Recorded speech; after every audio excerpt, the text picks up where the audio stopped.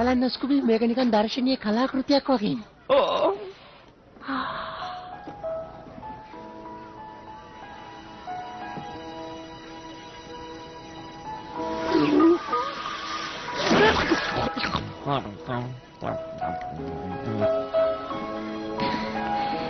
මම මෙතනින් වාඩි වුණාට කමක් නැද්ද?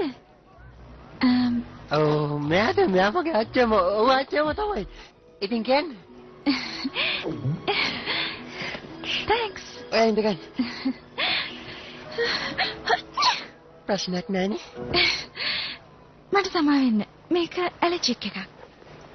බල්ලෝ හින්දා සාමාන්‍යයෙන් මෙහෙම වෙන්නේ.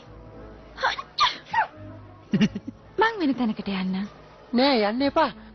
ඔයාට දැනුනේ අපේ අච්චම්මගේ ජීවන සුවඳ. සමහර වෙලාවලට මටත් ඕක ඇලර්ජික් වෙනවා වගේ. අච්චෝ. මං හිතන්නේ අච්චම්ම දැන් ගිහිල්ලා වෙල්මලා ළඟ වාඩි වුණොත් හොඳයි නේද? ඕ. ඒ හොඳයි නේද? ඕ. ඕකේ.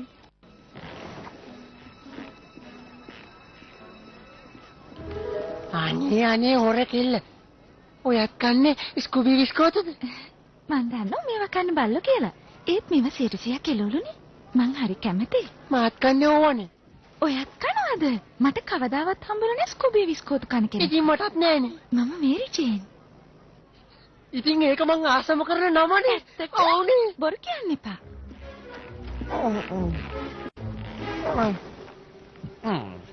හලෝ.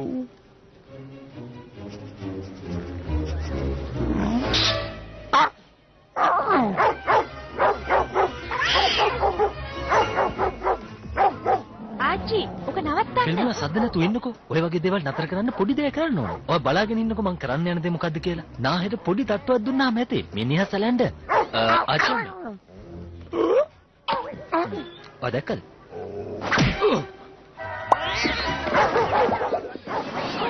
අර අච්චම්මේ ඔය දඟලට නවත්තන්න. උසව හපන්න එපා. In the land of a million drums, there is always something going on.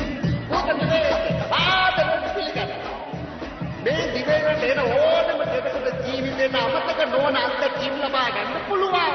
මේ මූණ දිවයිනේ තියෙන මේකම ආවේනික ක්‍රීඩා කරන්න. ස්කුබිඩු. වැත්තක ඔයාගේ යාළුවෝ ඔක්කොම වෙත් ඉන්නවා. මට හරිම සතුටුයි. සමහරුන්ට මේ යඳගත්තාම මෙලෝඩියක් පේන්නේ. සමහරුන්ට මේක මේ අලුත් සෙල්ලම් බඩුවක්. මේක මේ වේගය වැඩි කරන්නයි මම බැලුවේ.